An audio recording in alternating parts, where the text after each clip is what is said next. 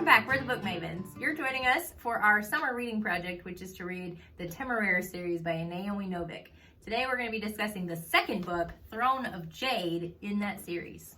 So in this book, they have figured out at the end of the first book that Temeraire is not just a rare Chinese breed of dragon, but he is in fact a celestial. A breed of dragon that apparently is only supposed to be in the Chinese royal family. Hence, political trouble ensues. And so in this book, it is the political struggle, really, between China and Britain. And Temeraire and Lawrence get sent to China to try to determine what will become of Temeraire. If he will have to stay in China. So the vast majority of the book is the actual physical sea journey to get there, and the politics that ensue with the Chinese delegation on board, and the struggles they face. And then the last chunk of the book is when they're in China and how they resolve that issue about Temeraire and who he's bonded to, and yada yada yada. Yeah. I do like it with this book how it starts, because we know that there are hints that this could be a political issue at the end of the first book.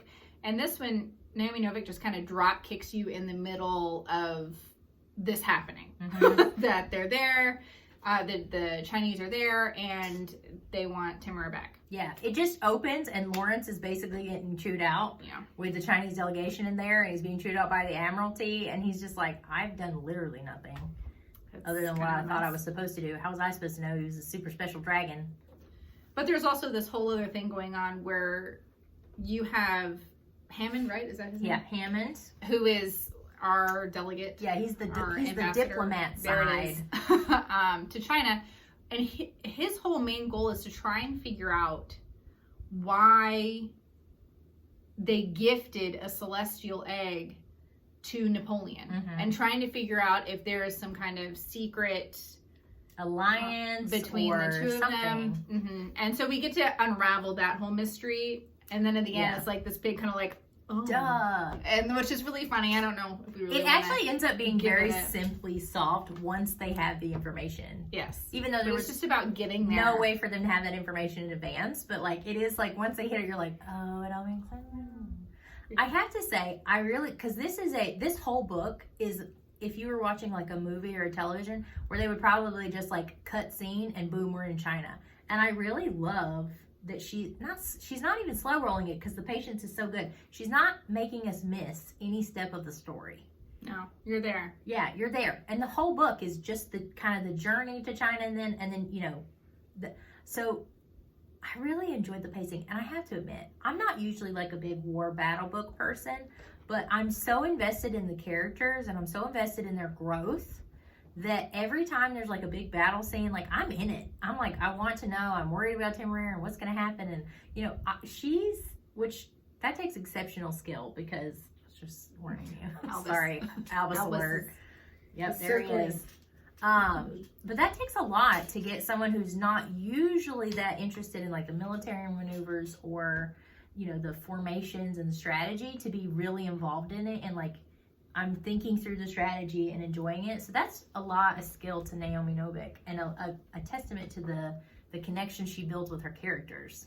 Well, I'm very bummed that it didn't work out for them to have done like a movie series or TV series, because I would have loved to just see these formations and the way that they're described. I mean, it certainly can paint a picture in your head, but it would have been really cool to be able to see that. Also, and just how immense these dragons are. I would have had exceptionally high expectations. So yes, if you're pausing it until you get your CGI together, okay. Because I'd have been very disappointed if it was done. If it was done badly, I would have been very loud about my discontent. Oh, for sure. But I'm just saying, shout out, guys. I think CGI's come a long way. So here we go. We're saying I'd watch that. Mm-hmm. For sure. There's some really beautiful moments of growth in this one, not just for Temeraire, because remember, Temeraire is still fairly young, but also for Lawrence, and then their relationship dynamic together. Lawrence. We just want to gush about Will Lawrence all the time. I love that he's in his 30s. He's not some like hundreds-year-old immortal that we sometimes read about. It's not, a 19-year-old if we're reading YA. Like, this is a legit, like, he's a grown man. He's a grown-up man. Who's not rigid or insecure, has all of these things going on. He's not afraid to admit when he's wrong. He can act rashly, but is able to see his own flaws and logic and repair that and move on and grow. And you get to see that. He's a very just confident, exceptionally well-written character. He's confident. He is competent.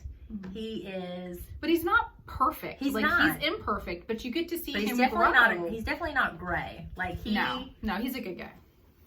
Which man's a cup of tea. You like it, but I like seeing it where they don't make him too perfect. Right, but his storyline's perfect. But he's not perfect. He has flaws. But I love seeing that he's willing to work on these things. He's not afraid to admit that he's wrong and grow, and I'm here for his growth, and he's learning through Temeraire, and it's just amazing. There's a really exceptional part of the book. So in order to get to China, so at the time, what you would do is you would go all the way down and around the Horn of Africa and back up. That was like, and then you'd catch the monsoon Take winds. months and months. Yeah, but that was the safest way to do it, because they even talked about, Temeraire's like, why can't we just fly? He's like, because there's a lot of, wild dragons. There's not really any secure way for us to start. There's a lot of dangers. This is the safest, fastest way, even though it's slow. And Temeraire's like, okay. But there's an exceptional scene because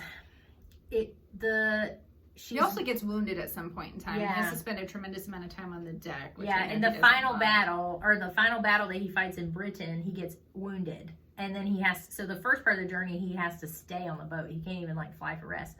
But once they put into port in Africa, she's done an exceptional job of layering not just the history, but the world views at the time of the different characters. So turns out Lawrence's father is an abolitionist. And this is a time, we're getting very close to the time period when Great Britain is going to abolish slavery.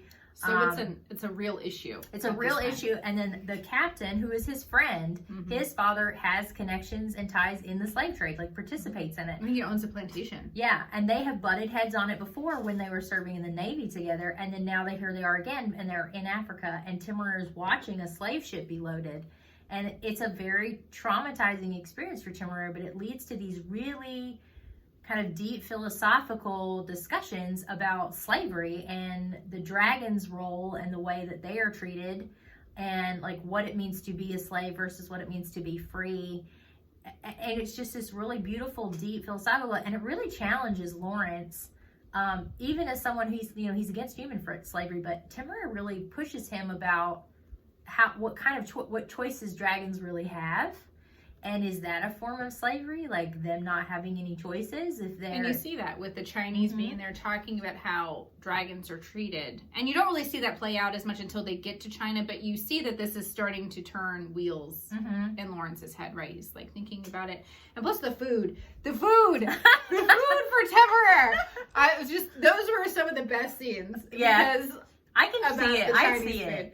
It was just great. Well, because they actually will prepare dishes for their dragons, and they've just been giving them cows. Yeah, it's well, here it is, and all these spices. He gets a cold. Temeraire gets a cold at some point, so he's eating all this super spicy food, and he's like, "This is great." And the cooks on board are just prepared him these big feasts, and it's just hilarious. I did love that scene because Lawrence talked about it was so spicy that even giving it to Temeraire, some got on his hand and it burned him. Yeah, it was a lot. But then there's a big Chinese traditional celebration that happens while they're still traveling, and so they invite all of these Englishmen to partake in this which would be very exotic food for them, and they just give them course after course after course, and they're like, no more. And it's really funny. Please. It's very entertaining. Listen to them just moan and talk about it, because if you're used to a certain kind of diet, the English aren't known for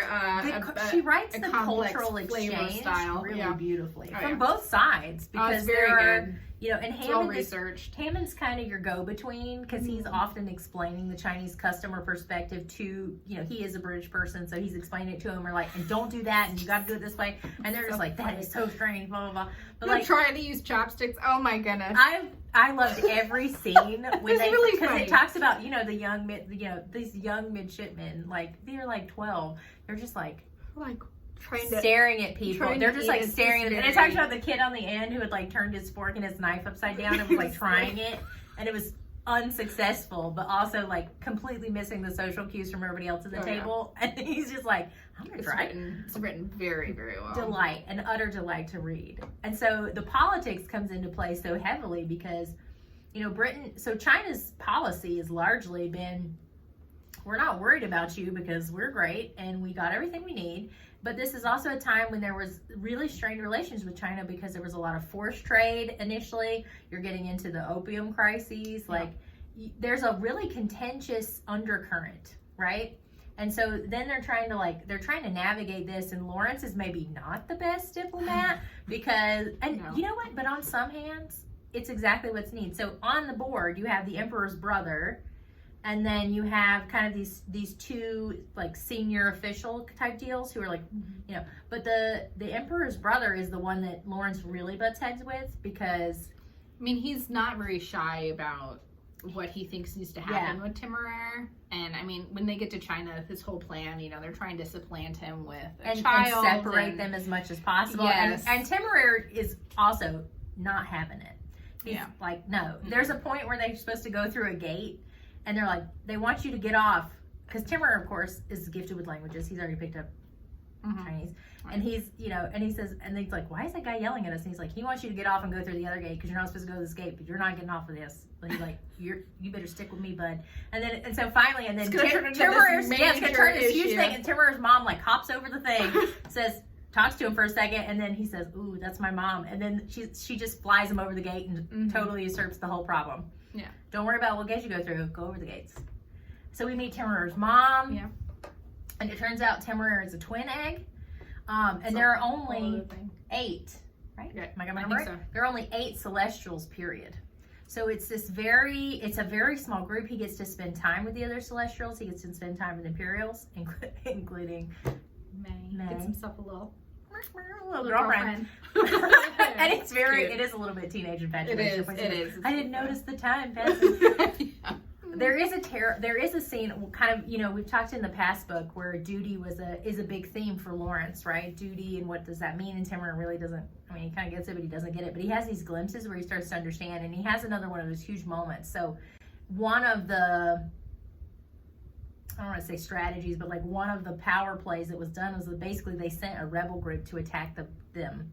And Temeraire has been going off, for a few hours. He would go off for the day to spend time with the Celestials. He's learning how to write because they have sand tablets, and then he's learning how to carve because that was a big thing. Yeah, he's learning his poetry, ability to communicate, and record things for himself. But they get attacked, and Temeraire doesn't come, and he doesn't come for a full day and a night and most of a day, and he doesn't send word, and so they're just trying to hold these people off while they're being attacked because they believe that Temeraire is going to come back. They just have to hold on. And one of his crew actually gets killed. And it's a beautiful scene between Temeraire and Lawrence once Temeraire finally comes back, because Temeraire feels this deep guilt because he did do wrong in the sense of he did not send a message. So they were anticipating him, and then he didn't want to come, and they worried, and they got attacked, and he did do wrong. But Lawrence was also very careful to tell him about the parts that you couldn't have saved him. He died very early before you would have had a chance to get back, even if you had known. The difference with Temeraire between accepting when you've done wrong and learning how to process those mistakes, but not overwhelming yourself with guilt for things that you wouldn't have been able to control regardless. And it's a really beautiful discussion between the two of them. And I think Lawrence learns a lot in that too, that Temeraire is his own entity with his own will and his own desires. And I think it was really good for both of them, but the way that they're handled together in the aftermath of that is really beautiful. And Temeraire feels a deep sense of, I think he's starting to understand what duty is, and a deep sense of loyalty, not just to Lawrence, but to his crew. And it's just a really beautiful scene. It was probably one of my favorites just in their dialogue and their relationship.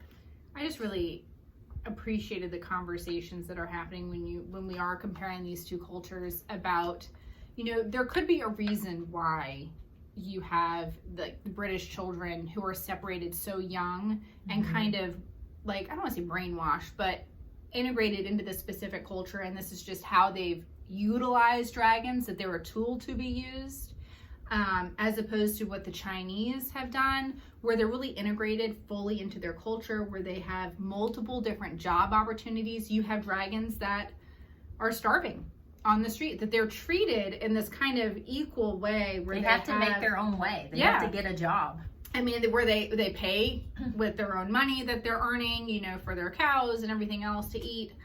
And it's fascinating, and it's a real eye-opener, I think, for Will Lawrence in terms of what's been happening in England. And so we're left off with this idea that they're going to come back. And, you know, Temeraire's been called a Jacobite before, and Will Lawrence, how really he feels about, you know, because he's anti-slavery and everything, that he's realizing that the way that they've been treating these dragons isn't okay. And so I feel like this is going to be a big shakeup for them going back to England, that they're going to really kind of change the way dragons are being treated, or at least attempt to. I think that he's taken that on, that's something that needs to happen. He doesn't want to lead that struggle. I don't really think Will Lawrence wants it, but he can't stand this idea that if Temeraire has made this decision to go back with me, I have to make his life better, because look at what he's leaving. He's leaving these opportunities to become more highly educated, where he'd have more opportunities, where he's not just used for military.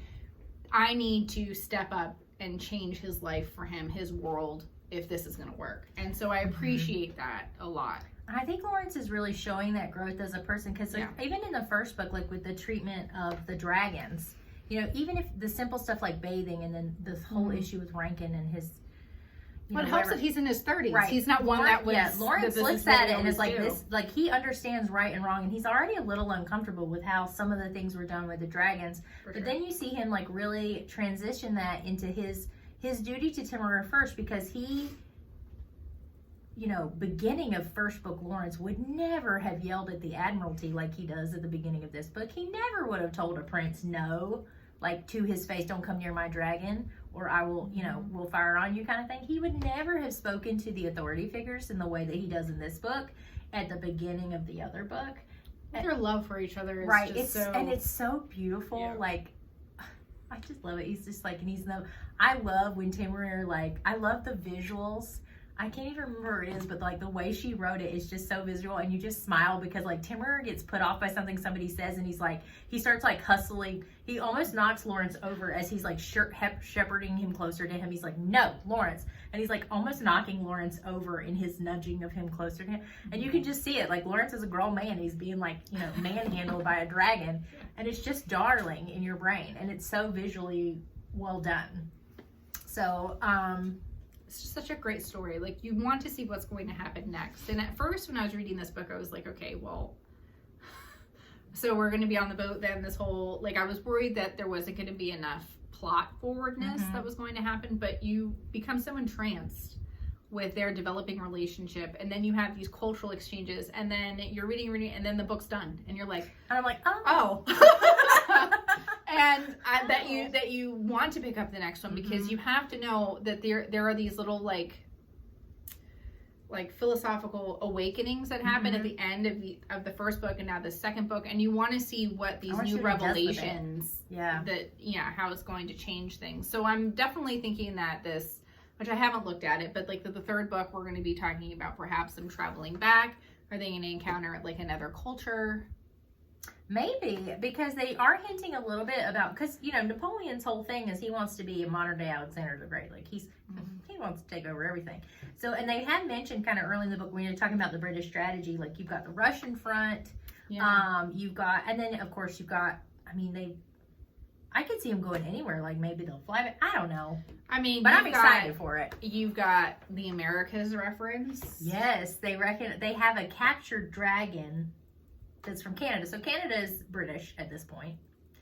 And they have a captured dragon who's actually, I believe they said it's a different breed. It's a North American breed. And he is companioned with the Dakota. Yeah. I remember the Dakota Nation. And so they are hinting that there are other avenues to explore. And I'm here for all of them, because I would love to see it if we're going to get into a whole Native American perspective, or we're going to talk about it like in terms of how we historically know how they treated horses, which were highly valued and taken care of. Would it be like an equivalent with the dragons? I'm very interested as a history teacher how they're going to integrate further with all of these other cultures, because that is like a primary part of this ride for me, is to see this cultural interaction. Yeah. I'm really enjoying it. done, Naomi Novik. It's really good. And It's also, so different from her other books. It Like is. she really writes in different tones, and and I'm publishers, very impressed. beautiful hardcover special editions of all 9. That would be nice. Where you at? That would be nice. I would buy it. And you know that I don't normally buy the books. I would buy all 9 in a beautiful special edition hardcover. My set hasn't come yet, so I don't have any physical books to show yet. It's coming, guys. It's coming. But let me say, okay, shout out to the audiobook guy. Like, I'm whoever's glad that doing you're the listening audiobook, to it. I can't pronounce any of the names. wowsy. Because listen, it's hard.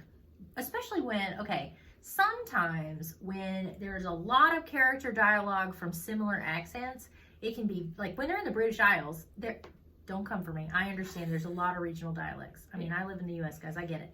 But, like, we got a lot, too. But what I'm saying is, sometimes when you're in an audiobook and you have one narrator, that is a heavy lift to delineate enough. And this person's doing an exceptional job. I'd say they're right up there with the Hobbs narrator, who is very good. They did a very good job in that book. I want to listen to they did it for mass books. I think it was for ACOTAR. Like people talked about it where they had it was a big cast. So it wasn't just one person. You had a radio show all style. of this kind of going on, and people have made there's some sound effects apparently that are like apparently the winnowing sound effect is really ridiculous. But like I love this idea of actually having all of the voices. Do you remember my sound effect from the terrible vampire tea rooms that I liked before I found Nancy Warren? The previous ones were just like do a sound effect. I'm telling you, it's a hard. Shout out to the audiobook narrators because, like, that's tough. And when you can do an exceptional job, it makes a huge difference to the story. Like, I've really enjoyed the audiobook, like doing them both, going back and forth. It's been really lovely. Well, I really appreciate it when you actually have a man and then also a woman. Yeah, doing that's true. The separate I voices. will hate admit, when they sometimes do the up and down. It sounds so weird. I'll say sometimes when he narrates Jane role, and you're like, okay, I'm not there. Yeah. Okay. Yeah. I'll say we'll have to have a whole one about my audiobook recommendations because I have some other really ones that are really well done. And I listen to zero audio. Yeah, we'll make that a video later. All right. So on a side note, since we couldn't figure out where to stick this other line of thought that we had, there is an interaction when they're on the ship with a sea dragon, so an aquatic dragon. And I really like it because it gets into the kind of whole almost like Eurocentric view that we have regarding like language and intelligence, that the sea dragon obviously is not communicating in English, and Temeraire is, Will Lawrence makes a comment about, well, he doesn't speak English and he can't speak English. He's like, why? Because he couldn't. I love Temeraire even says that. It's like, why? Because she doesn't speak English? He's like, when would she have learned? She's wild. Like, absolutely like that. Yeah. Her life is the sea. She probably knows everything there is to know about the sea. That's her environment. Why would you assume that she would be lesser? And Lawrence, bless his heart, it's one of those moments where like everything he's been told gets really pushed back. Because he's like, but he takes it though. They could have come to closer to the shore and interacted with fishermen. He's like, why would she do that? And Temeraire, don't be dumb. You gotta love Temeraire because he's like, but why? Yeah. But why? And Temeraire has a really hard time because the sea dragon does attack the ship, and Temeraire in a battle does kill her, and he really struggles with that because he goes, it feels different. He goes, I wasn't fighting in a battle. I wasn't fighting to protect, and he's like, she would have sunk the ship.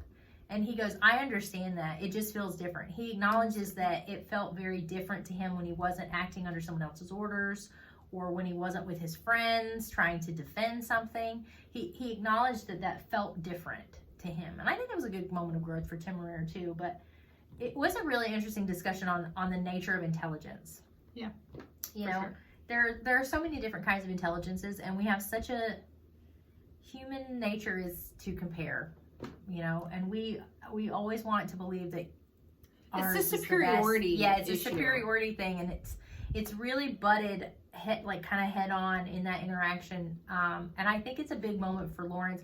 I also think it's part of the culture of the time too. This idea, the British Empire kind of where that's getting going, and it's yeah, it's an interesting. It's a really great scene. The aftermaths are often the most interesting to me because it's the decompression, it's the processing, it's the learning to live with it. And Lawrence and Temeraire in those moments, because they're often very private. Temeraire can get very, he'll get very small, or he'll like huddle on the deck, and Lawrence will crawl under there and be under his wing. And it's just these very private kind of you do see secure moments. You do have that where they are coming together. They still support each other, but they do have fights. I mean, Temeraire and Lawrence, they don't agree on everything. Lawrence has to fight against all of these preconceived notions he has, and being confronted with this very kind of like new, more rebellious view on life and what life is like for the dragons from Temeraire. And you can see that like Lawrence, as willing as he is to take a second look at something and reevaluate, still struggles with these kind of ingrained he's still a British naval bias officer that he has. Yeah, like so he grew up in the British Navy. That's not going to unwind itself. But they still come together. They still work it out. They talk and they come back together. And I thought that, because that's honestly, that's what relationships should be. Yeah. And it's really beautiful. That's the thing, is like, it's one of those where you can see it. People talk, some soulmates are romantic and some soulmates are not. Like, some soulmates are it's friendship based. And I think that's what Temeraire and Lawrence are becoming for each other. But it takes a lot of effort. It's not because they just like instantly, whatever. They did instantly connect in the harnessing, but there's a respect and a development of their relationship and respect for their autonomy as individual entities. And I think it's really important, because Lawrence, and I think a lot of the really successful dragon captains find that in some way, but Temeraire has a level of intelligence that is, the Celestials are bred to be very intelligent and intellectual. There's a level of intelligence with Temeraire and kind of an outside perspective that really is unique amongst the British dragons that you've encountered so far. Now, mind you, we're getting Temeraire's internal dialogue versus like Lily or Maximus. But, their relationship is really based on mutual respect and admiration for the other, which is really beautiful to read. So the third book is called Black Powder War. We'll see where it takes us. So join us next week. If you're reading along with us, that's the one we'll be reading, and we will see you next time. Bye.